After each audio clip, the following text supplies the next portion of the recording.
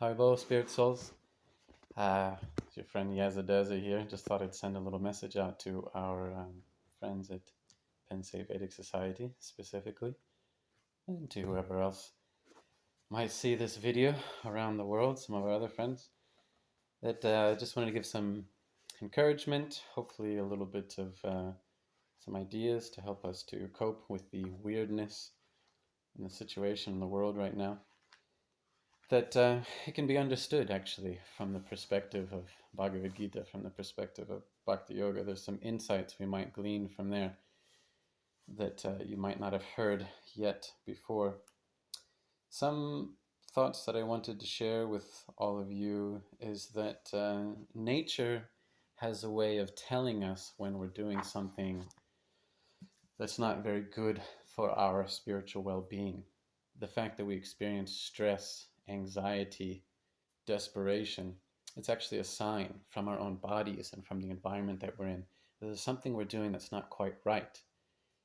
Ultimately, as Krishna says, this material world is designed for our education and emancipation. It's like a washing machine. Krishna's not personally involved in wringing all the gunk out of every one of us, but he designs this machine of this world to help us to deal with the issues that we have and to remember our original spiritual nature. And the mechanism of that cleansing, you could say, is karma.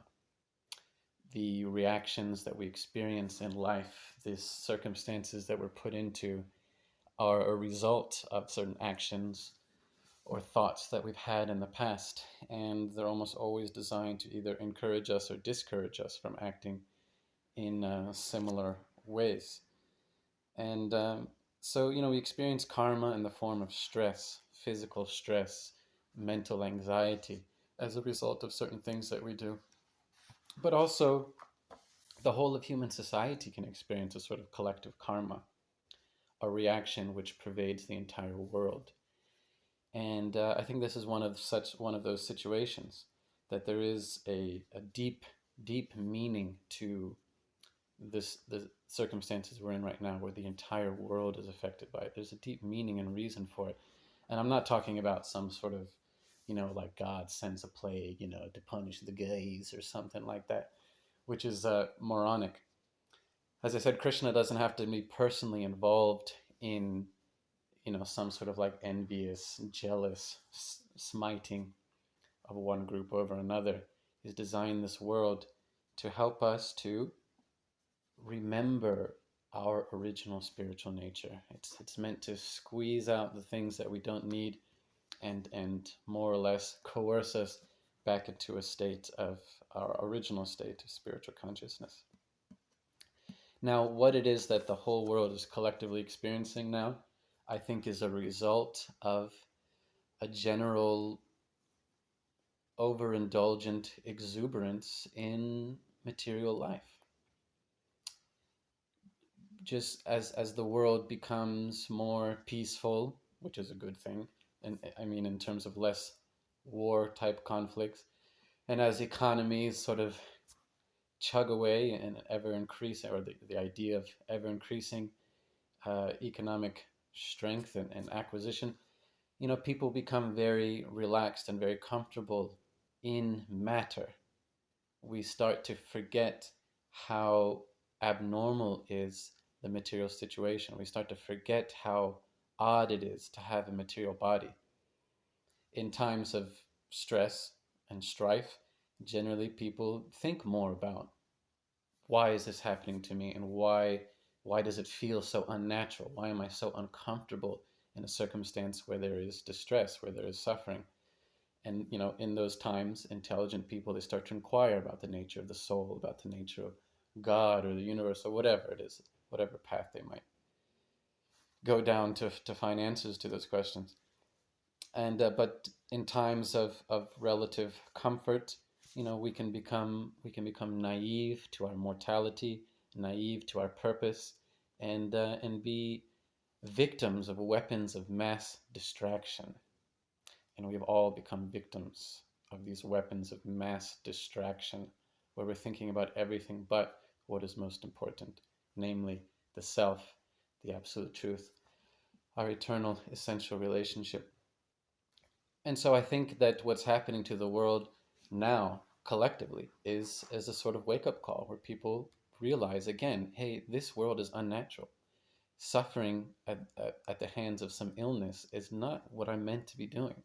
It's not normal for us to be afraid of going out of our own homes. It's not normal for us to be afraid of embracing people whom we care about.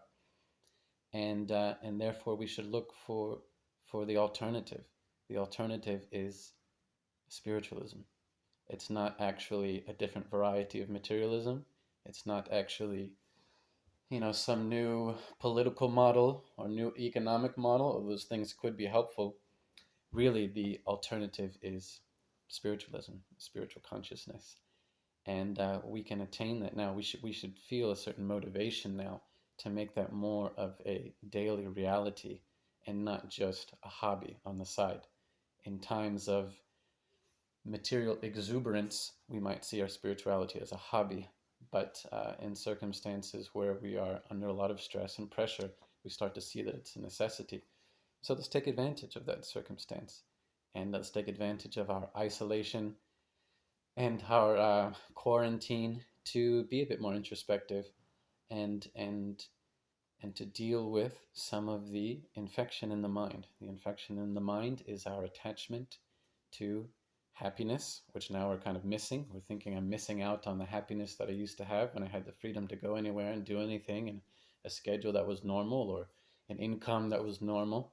We're attached to that happiness, and we are averse to the distress that's coming now as a result of this virus. But actually, both happiness and distress, attachment and aversion, both of those things are a sort of error in our mind.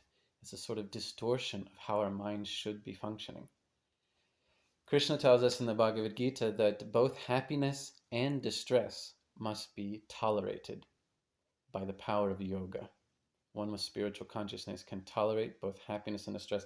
Specifically in Bhagavad Gita chapter 2, text 14, it says, Matra sparshas tu konteya sitoshna sukhatukada agamapayano nityas tam satikshasva bharata, which in Sanskrit means, he's talking to his friend Arjuna, O son of Kunti, the non-permanent appearance of happiness and distress, and their disappearance in due course are like the appearance and disappearance of the winter and summer seasons. It happens automatically, and there's nothing you can do about the change of season. There's nothing you can do about, well, for most of us, there's not much we can do about the economy being up or the economy being down, or the politics being good or the politics being bad. For most of us, we have very, very little influence on this thing. Some influence, but very little. But these things are non-permanent. Sometimes it's up and sometimes it's down. Sometimes it's good and sometimes it's bad. Sometimes everyone is healthy and sometimes everyone is in fear of illness. He says it's non-permanent. They just come and they go and they're always changing. And he says they arise from the perception of our senses. It's entirely relative to the body that we have. Our body, which is also non-permanent, which is also sometimes up and sometimes down. And so Krishna says, considering the non-permanence, the asat nature of these things, happiness and distress, profit and loss, good times and bad, he said, considering the non-permanence, we should learn to tolerate. Now, it makes sense to us that, a sign of intelligence or spiritual maturity is that I can tolerate bad times. I can be strong despite difficulty. That makes a lot of sense to us. And certainly now, probably many of us are thinking about that. How can I have the psychological, mental, spiritual strength to tolerate some of this difficulty? But maybe what is a bit counterintuitive is that Krishna is also suggesting in this verse in Bhagavad Gita that you have to learn to tolerate happiness in the same way. That when we are in situations of good health, when the economy is good, when the job market is good, when the politics seem to be fair and even, if that ever happens, even in those circumstances, in the same way, Krishna says, one has to tolerate. One has to tolerate knowing that it is non-permanent. It will come and it will go. It's an asat nature, which means it's constantly changing. It's not eternal. So a real yogi is one who tolerates happiness and distress. And Krishna says that a result of being able to tolerate happiness and distress is that one becomes eligible for liberation. It's in text number 15, the next verse in Bhagavad Gita. Yam hina vyatyante te purusham purusha rishabha. Purusha rishabha means the best of persons who are really qualified. They samadukha sukham dhiram. Dukkha and sukha is the duality of happiness and distress. Dukkha means distress, sukha means happiness. But Krishna is saying, samadukha sukham dhiram. A yogi is someone who is dhira, or sober, has equilibrium in both happiness and distress. And that person is amritvaya kalpate, amrita. They are qualified for liberation from material existence. It means that their consciousness becomes more fit for transcendence, so that they feel a state of detachment from all of the comings and goings of this material world, so that they feel steady despite the duality of this material world. They feel themselves rising above it. That's what the word transcendent literally means, to rise above it, like you rise above sea level. You don't want to be below sea level. That's a terrible place to be. I mean, in the ocean, you'll be drowning. You want to rise above it. So, samadukha sukham dhiram, Krishna is advising we can be equal in both happiness and distress by the practice of yoga. So, just some thoughts I wanted to share with you, that now we're trying to tolerate some distress in our isolation, learning new ways to communicate, new ways to do our jobs, or to go to school or whatever. But let us not forget that we also need to tolerate happiness that comes about. We need to become equalized, have equilibrium even in those circumstances. And we'll find that we become more peaceful no matter what's going on around us, no matter what the external environment. The great French philosopher Blaise Pascal gave an analogy that on a record, like a record that spins, you can have a point which is nearest to the center of the record and a point which is on the outer edge of the record. And although both of them make the same RPMs, revolutions per minute, although both of them make the same RPMs, the point which is closest to the center does not move as fast. Its experience is much slower, not as extreme, whereas a point which is further on the outside moves faster, and its experience is more extreme and more disturbing. So similarly, if we find ourselves more centered by practice of yoga, centered by connection with the Supreme, with Krishna, then both happiness and distress become more and more inconsequential. And I think that's something that we can all be working on in this time. And I think collectively we have a responsibility to do that. And I think that the fact that the entire world is being affected by this virus is a sign that collectively we need to be doing that. We need to have less materialism, exuberance for materialism, less involvement in materialism in general. And this is a great time to check ourselves and to consider what is actually most important, and to focus on that rather than being so infatuated and possessed by external things. That being said, I know a lot of people are distressed because of losing jobs and having accommodation issues and so many things like that. And if there's anything that I can do to help, please reach out. If nothing else, I can offer some advice, but maybe in some situations I can offer even more. But I advise that more than anything else, just chant Hare Krishna and try to be focused on what's really important in life. And this is such a great time, such a great opportunity to do that. And that's real yoga. Just seeing everything as a great opportunity to become more and more spiritually conscious or Krishna conscious. And if we make that our career, we'll see that there's actually no obstacle, there's no impediment, and therefore there's no discouragement. That's a type of happiness which is not like the kind of material exuberance that we need to learn to tolerate, but a sort of happiness which is transcendent to material conditions.